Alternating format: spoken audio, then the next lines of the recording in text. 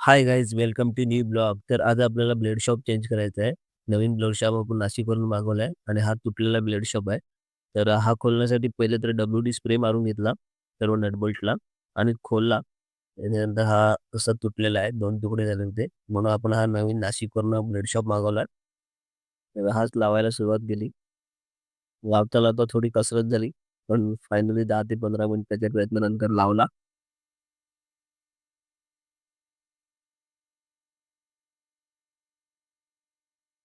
तर blade shop लावून झाला त्याच्यानंतर ब्लेडसुद्धा फिटिंग करायला सुरुवात केली.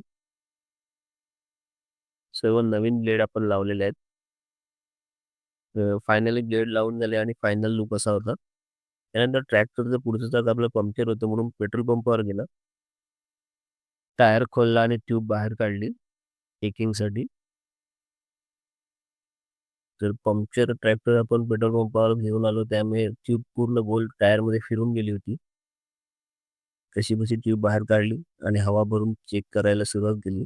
तर आपल्याला एक पंक्चर मिळालेला आहे. त्यालाच सोल्युशन वगैरे लावून पॅच मारला.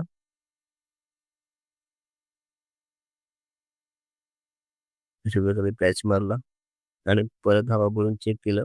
तर पॅचमधून हवा तर नाही गेली. म्हणजे ओके आहे. त्यानंतर टायरमध्ये चेक केलं, की कुठे काटा वगैरे लागलेला आहे का? तर आपल्याला एक काटा सापडला. तर टोचरने तो काटा काढला बाहेर आणि टोचन जिकडे केलं तिकडे एक छोटा होल झाला होता. तर तिकडे पुन्हा पंक्चर व्हायला नको म्हणून तिकडे सुद्धा पॅच मारून घेतला. नंतर ट्यूब फिटिंग करायला सुरुवात केली.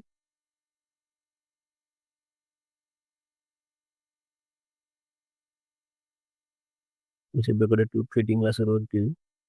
ट्यूब फिटिंग झाली त्याच्यानंतर टायरची गार्डिंग पण फिटिंग करून घेतली.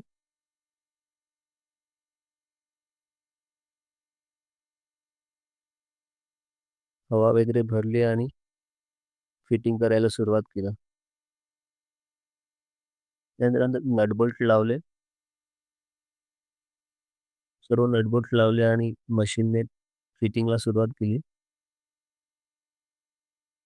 सर्व नट मशीनने फुल टाईट करून घेतले आणि चारही टायरमध्ये हवा चेकिंग केली आणि निघालो वेल्डिंग शॉपवर जायला. आपल्याला थोडं वेल्डिंगचं काम होतं. रेझर वेल्डिंग करायचं होतं आणि एक पत्रा वेल्डिंग करायचा होता. पहिलं तर रेझर वेल्डिंग केलं त्याच्यानंतर पत्रा वेल्डिंग करायला सुरुवात केली.